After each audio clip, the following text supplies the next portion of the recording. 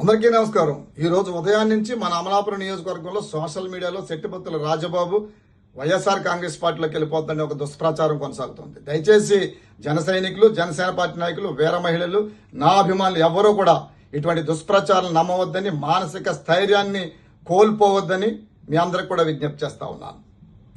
2019లో party ఓడిపోయినప్పటి నుంచి మనం అంతా కూడా నిరంతరం శ్రమిస్తూ జనసేన పార్టీని వాళ్ళంత పటిష్టంగా మన నియోజకవర్గంలో మనం తీసుకొచ్చాం.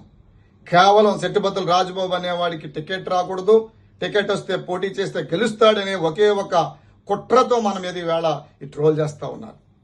జన సైనికులు, జనసేన పార్టీ నాయకులు, వీర మహిళలు, నా అభిమానులందరికీ మీకు మాటిస్తా ఉన్నాను.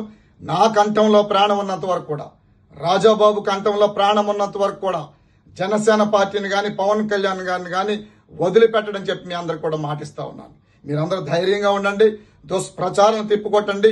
అసలు జరిగిన విషయం పార్టీకి ఇప్పటికే చెప్పడం జరిగింది. పార్టీ అనుమతి కోసం చూస్తా ఉన్నాను. పార్టీ అనుమతి ఇచ్చిన మీదట దీని పూర్వపరాలు అసలు ఏం జరిగింది, దీని వెనక ఉన్న కుట్ర, ఇది ఒక చాలా పెద్ద కుట్ర దాగి ఉంది. ఆ కుట్రను ఛేదించడానికి ప్రెస్ మీట్ పెడతాను త్వరలోనే.